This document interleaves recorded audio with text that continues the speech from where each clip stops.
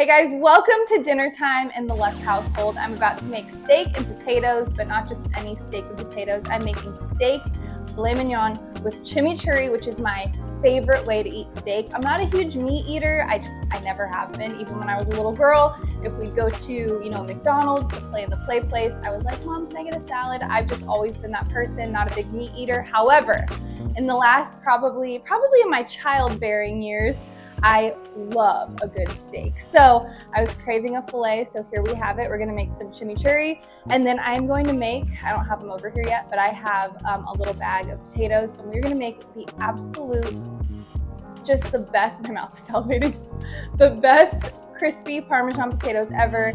The recipe is from Kale Junkie, I believe, and I'll put that recipe below.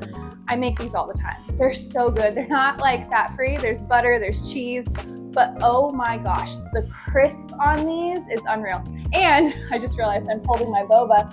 My birthday is on Tuesday. I will be the big 3-8. Kellen, I almost said Kazin. Kellen just turned 40, and we kind of, to make life a little more exciting and spicy and fun, have a birthday week. So every day leading up to our birthday, we kind of do something fun. And today he was out picking up the grocery order and he's like, hey, I'm bringing you home a birthday boba. And I was like, thanks. So I don't know if you guys are into birthday bobas, but this was definitely much needed today.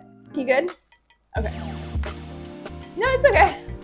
Kellen is outside. He's actually building my planter boxes because I now finally can get my garden going. I think we finally, hopefully, maybe have experienced the final frost of winter. If you are not in the Midwest or the South, check on your Midwest friends, your kind of South friends, because we've had like 4 winters now, and we're just ready for the sun to come back out and for it to be warm again. So hopefully we're there. But let's get started with our steak and potatoes. So first, I'm gonna generously salt and pepper both sides of my steak and just kind of set it off to the side. My oven is preheating to 425. The great thing about this meal is that I'm gonna sear both sides of the steak and then we're gonna put it in the oven with the potatoes. Same temperature, makes it really easy. So I have flaky sea salt. You can use any kind of salt you want. And I mean generously salt your meat.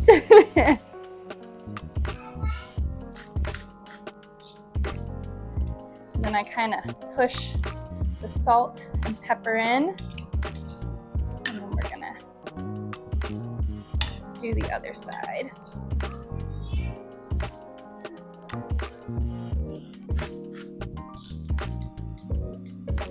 All right, so I'm just gonna let my steaks kind of sit over there, do their thing, and then I have a bunch of flat leaf parsley. So I'm just gonna give this a really nice chop, put it in this bowl. Then we have some garlic, and I'm very excited because I got this new kind of garlic press thing. I don't know. You push and you rock it, and so we're just gonna try it. I don't know. Looked fun in the store.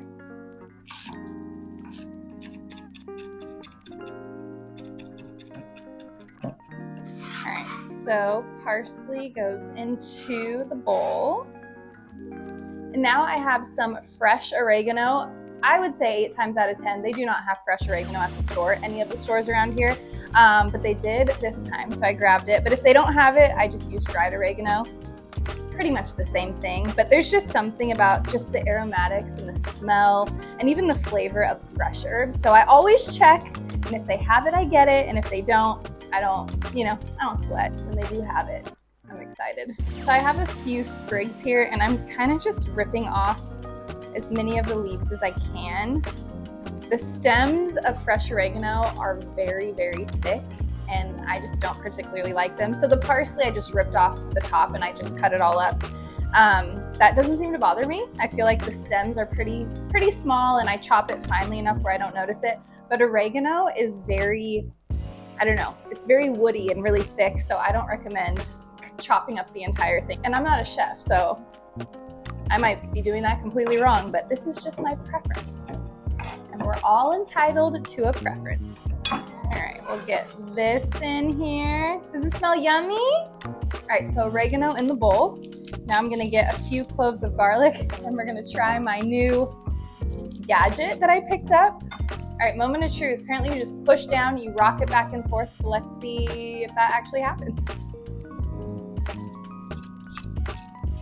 Okay, a little more elbow grease than I was thinking.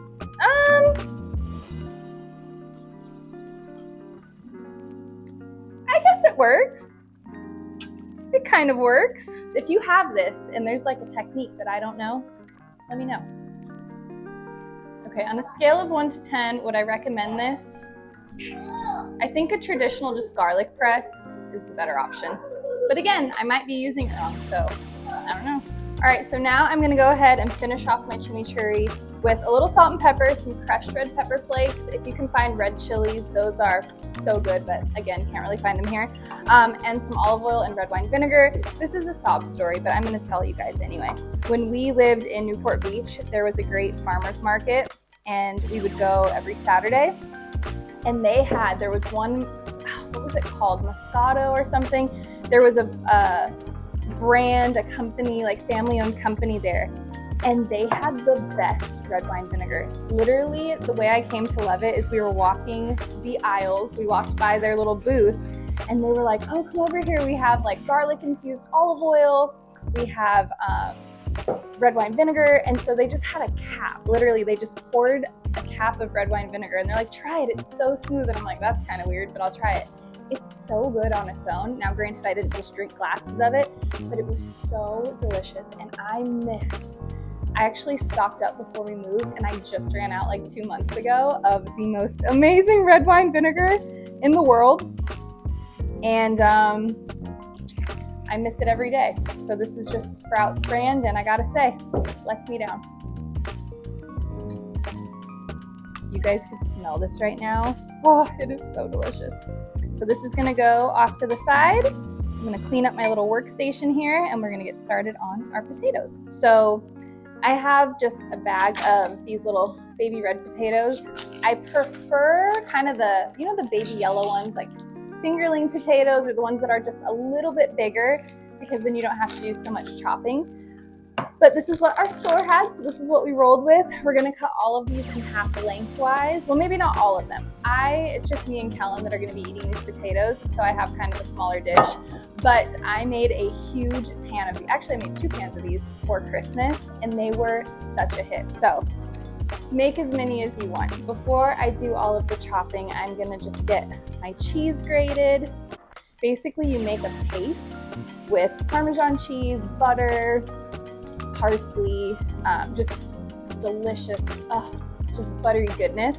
And then you kind of like icing on a cake, you spread it across the bottom of the pan, and then you take each of the potatoes and you push them into the buttery cheese mixture.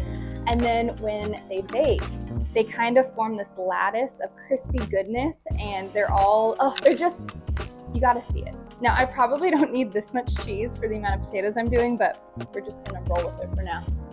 Then I'm gonna melt a half of a stick of butter. Because I'm not making a huge pan, I'm cutting back on the butter. Otherwise, they won't get crispy, they'll just be... Can you hear Kellen whistling through the window? He's my biggest hype man, I love him. I have my melted butter. I'm gonna put my Parmesan in there, doing all of it. And then you're gonna do a little bit of garlic powder, which I need more of. A little bit of parsley or Italian seasoning. And then I'm gonna do a little bit of freshly cracked black pepper. I'm not gonna do any salt because the Parmesan is so salty, I'm not gonna need it. And then you're just gonna mix all of this together. And so it kind of forms this paste essentially. So when it gets to be kind of a paste like this, we're gonna put it in the bottom of a baking dish.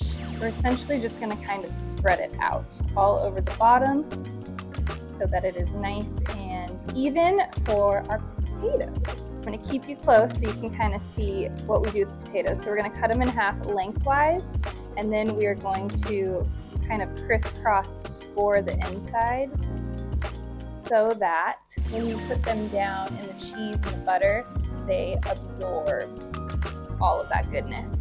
Once your potatoes are all cut, you're just gonna go ahead and you're going to place them in the baking dish, kind of press down so that all of the cheese and the butter gets into those nice grooves and score marks that we made.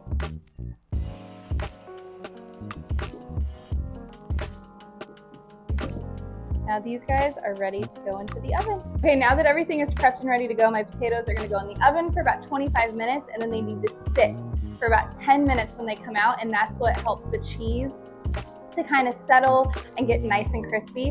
So right now I'm gonna put these in the oven, get some avocado oil going in my cast iron to sear my steaks, and then I'm gonna put my steaks in the oven with the potatoes to finish cooking all the way through. That's a mouthful.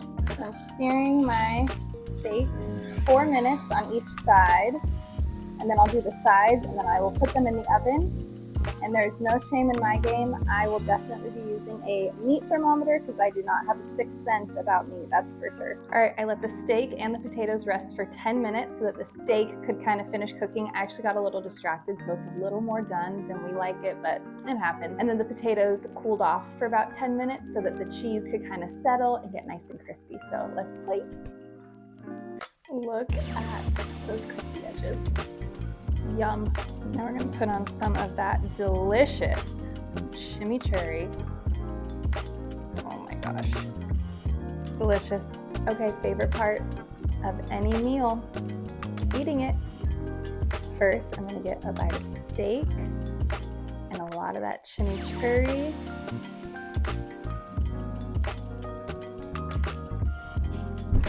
The steak is so tender. And then the acidity from the garlic and the red wine vinegar and the freshness from the herbs. Oh, I could drink chimichurri.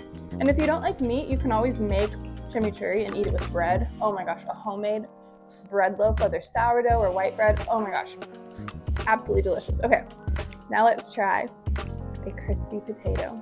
See those crispy edges? Hear that crunch? Oh my God.